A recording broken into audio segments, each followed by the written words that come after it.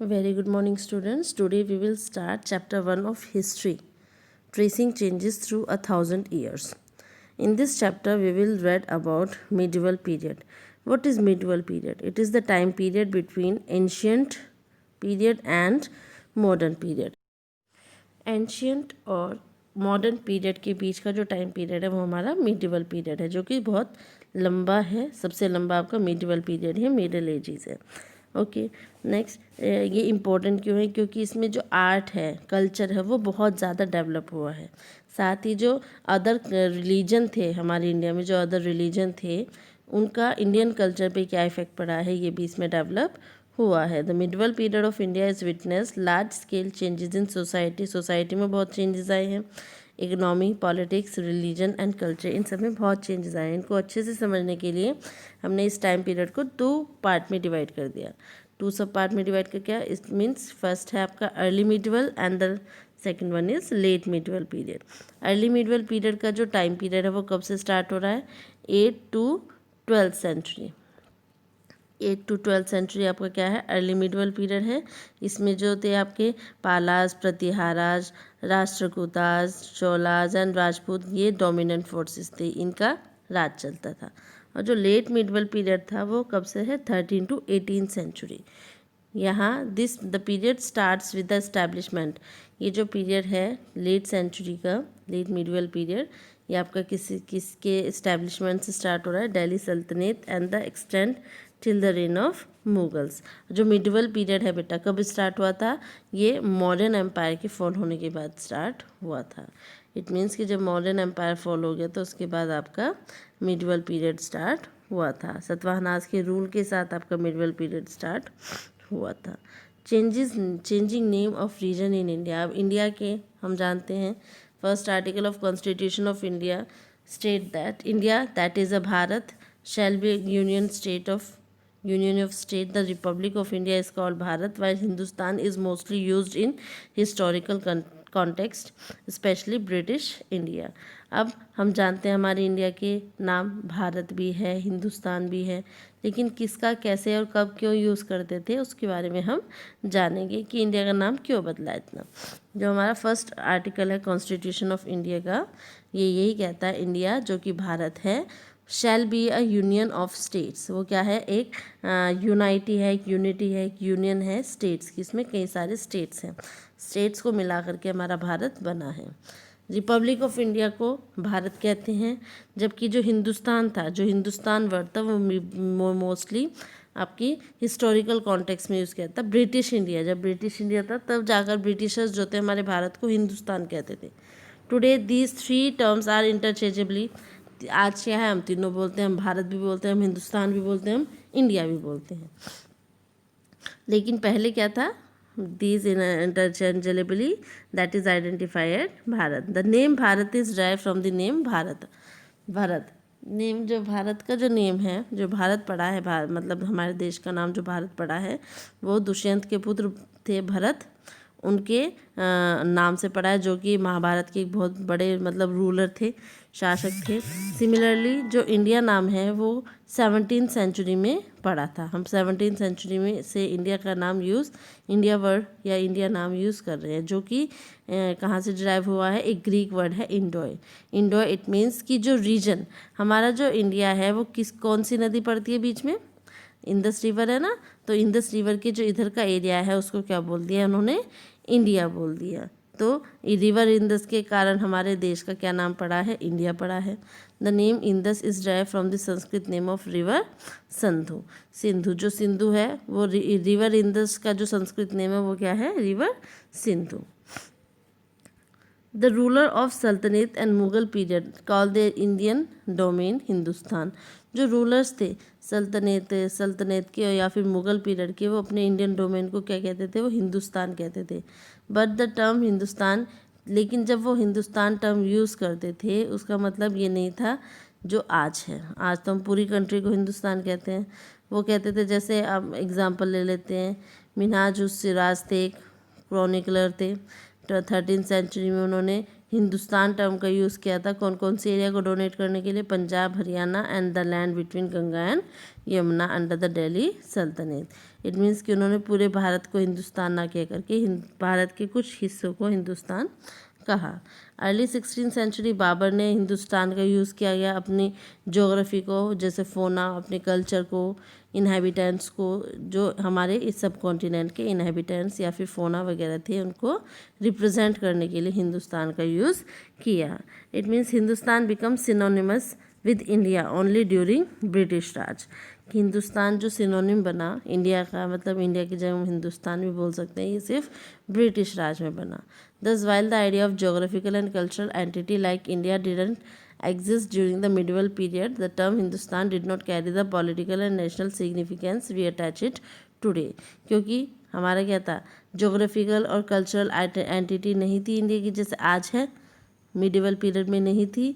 तो जो टर्म, जो हिंदुस्तान का जो मीनिंग था वो जो आज है वो पहले नहीं था। Sources of medieval period. Medieval period के बारे में हमें कहाँ कहाँ से जानकारी मिलती है? अब हमें पता है हर चीज़ की जानकारी के लिए कुछ आर्कियोलॉजिकल फैक्ट्स होते हैं, कुछ लिटरेरी फैक्ट्स होते हैं। सो हिस्टोरिकल्स जो थे, जो हिस्टोरियंस थे, उन्होंने कई सारे सोर्सेज से इसके बारे में पढ़ा है about the past depending upon the period they are studying. For the study of the medieval period they use a variety of sources such as inscriptions. Inscriptions का यूज़ किया। इंस्क्रिप्शन हम जानते हैं क्या है, कि हम किसी को किसी हार्ड सरफेस पर जब किसी से कुछ चीज़ लिखी जाती है तो वो इंस्क्राइब्ड हो जाती है, जो कि लंबे समय तक रहती है, अनंत काल तक रहती है। सो इंस्क्रिप्शन से, बिल्डिंग से, कॉइन से, रिलीजियस से और नॉन रिलीजियस लिटरेचर से इन्होंने यहाँ से इन सब के बारे में जानकारी ली है। The medieval period also has the first good example of written record of history. Medieval period ही एक फर्स्ट ऐसा एग्जाम्पल है जब हमारे पास हिस्ट्री का रिटन रिकॉर्ड होता था, which give us a better insight into that period, जिससे कि हमें उस पीरियड के बारे में और ज़्यादा अच्छे से जानकारी मिलती है। मतलब लिटरेरी, मतलब इट मीन्स कि वहाँ पर हिस्ट्री अब क्या थी, रिटन फॉर्म में थी। पहले हमें देखना पड़ता था, क्रिएट करना पड़ता था, लेकिन अब हिस्ट्री रिटन फॉर्म में थी। Literary sources. One of the distinct feature of the sources of the medieval period is that number and variety of literary and textual record increased noticeably during this period. इसमें जो textual record थे वो बहुत ज़्यादा थे। It means लोगों ने अब लिखना सीख लिया था, they can write, तो हिस्ट्री हमारी रिटर्न फॉर्म में थी। टेक्सचुअल रिकॉर्ड बहुत ज़्यादा थे। Literates and chroniclers wrote chronicles of the rulers, petitions, judicial record and accounts and taxes. जो लिटरेट्स, जो पढ़े लिखे थे, या जो क्रॉनिकलर्स थे, जो क्रॉनिकल वगैरह लिखते थे, तो वो क्या करते थे, उनके रूलर्स के बारे में, पेटिशंस के बारे में, जुडिशियल रिकॉर्ड्स के बारे में, अकाउंट और टैक्सेस, इन सब के बारे में लिखते थे। Teachings of cents and traders भी लिखी जाती थी, रिकॉर्ड किया जाता था पेपर पे। अब इम्पोर्टेंट क्रॉनिकलर्स कौन कौन थे? कल्हाना सबसे पहले, उन्होंने राजतरंगिणी लिखी है, जो कि एक हिस्ट्री है किसकी, किंग्स ऑफ कश्मीर के बारे में। कल्हाना राजतरंगिणी उन्होंने लिखी है। राजतरंगिणी में क्या है, कश्मीर के किंग्स की स्टोरी है। ज़ियाउद्दीन बरौनी, ज़ियाउद्दीन बरौनी ने क्या लिखा है, तारीख फ़िरोज़ लिखी है, which describe the history of sultans of Delhi till the region of Firoz Shah Tughlaq. इनके टाइम पीरियड तक जो भी आपकी हिस्ट्री रही है सुल्तान्स की दिल्ली में, उन्होंने उसके बारे में इस किताब में लिखा है। तारीख़ फ़िरोज़। फरिश्ता, उन्होंने तारीख़ फ़रिश्ता लिखी है, जो कि डिस्क्राइब करती है अबाउट दिल्ली सल्तनस, जो दिल्ली में सुल्तान्स थे उनके टाइम के बारे में वो करती है। साथ ही from the time of the Turks till 17th century, 17th century तक जो भी दिल्ली सल्तन में हुआ है, तो वहाँ उनके बारे में जानकारी हमें देती है।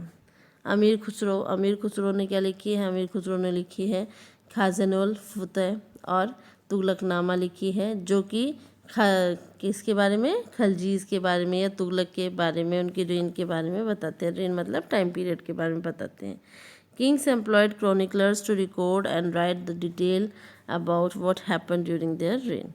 किंग जो थे वो क्रॉनिकलर्स को एम्प्लॉयड करते थे, उनको पैसे देते थे बदले में, क्या करने के लिए, उनको ये लिखने के लिए कि उनके टाइम पीरियड में क्या क्या हो रहा है वो लिखेंगे। Earlier manuscripts were collected only by wealthy people, rulers, monasteries and temples, and stored in archives. These manuscripts and documents provide a lot of detailed information to historians. Manuscript भी होती थी, हैंड रिटन रिकॉर्ड होता था, manuscript तो वो भी होती थी, जो कि कौन कलेक्ट कर लेता था, जो वेल्दी पीपल थे वो कलेक्ट कर लेते थे, रूलर्स जैसे मोनेस्ट्रीज, टेम्पल्स, और फिर उनको स्टोर करके रख लेते थे।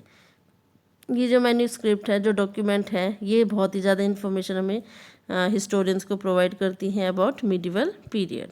However, historians have to be very careful while using these old manuscripts since there was no printing press in those days. Scribes copied manuscript by hand.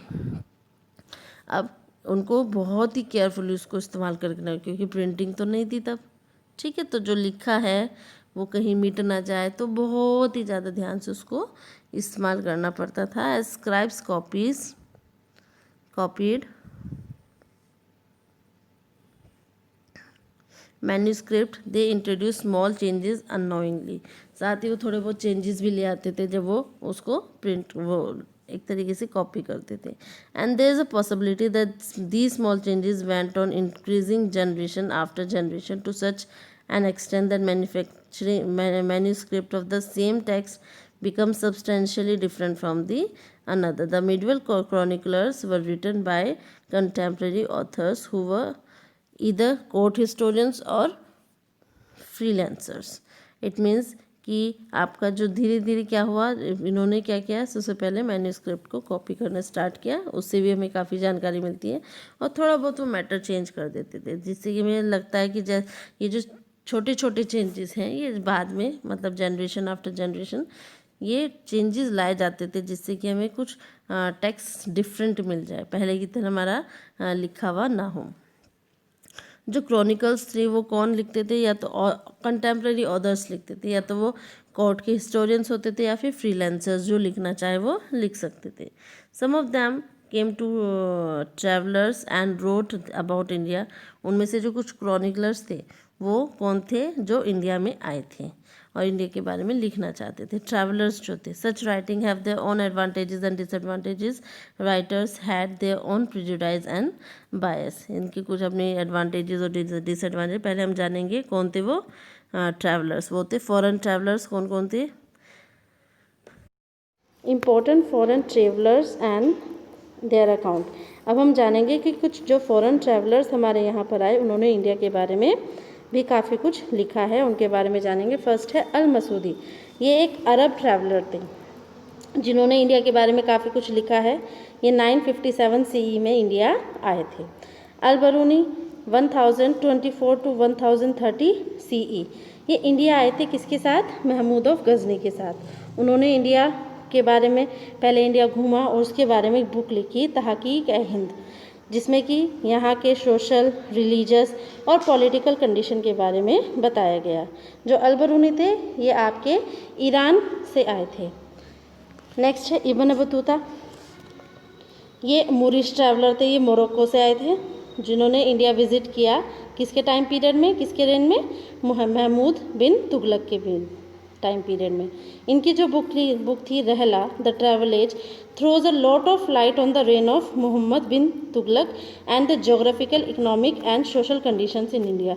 उन्होंने उनके टाइम पीरियड के बारे में, महमूद बिन तुगलक के टाइम पीरियड के बारे में, मोहम्मद बिन तुगलक के टाइम पीरियड के बारे में, और यहाँ की इंडिया की जोग्राफिकल, इकोनॉमिक और सोशल कंडीशंस के बारे में अपनी बुक में लिखा है। नेक्स्ट है आपका डोमिंगोस पायस, ये एक पोर्तुगीज़ ट्रैवलर थे जिन्होंने इंडिया विजिट किया था, कब, जब कृष्णदेव राय का टाइम पीरियड था, जो वो वहाँ के कहाँ थे, कृष्णदेव राय विजयनगर एम्पायर के शासक थे, तो उस टाइम पीरियड में उन्होंने विजिट किया इंडिया। विलियम हॉकिंस जो कि 1608 जब यहाँ पर सूरत में ईस्ट इंडिया कंपनी इस्टेब्लिश हुई थी तब आए थे, वो एक इंग्लिश एम्बेसडर थे, किसके, किंग जेम्स के, जो कि जहांगीर के कोर्ट में आए थे 1609 में। नेक्स्ट है sir Thomas Roy, sir Thomas Roy ये इंग्लिश किंग जेम्स के एम्बेसडर थे, जो कि किसके कोर्ट में आए थे, ये भी जहांगीर के कोर्ट में आए थे। जहांगीर कौन था, एक मुगल एम्परर था। So these are the important foreign travellers and their account. Next आपका important biographies and autobiographies.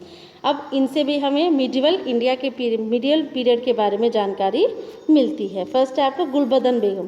Gulbadan बेगम ने लिखी है हुमायूंनामा, जो कि मुग़ल एम्परर हुमायूं के जीवन काल के बारे में, उनके टाइम पीरियड के बारे में हमें बताती है।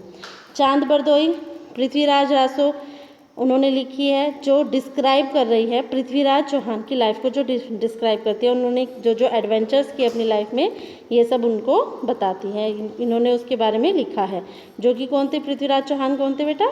Rajput ruler of Delhi and Ajmer.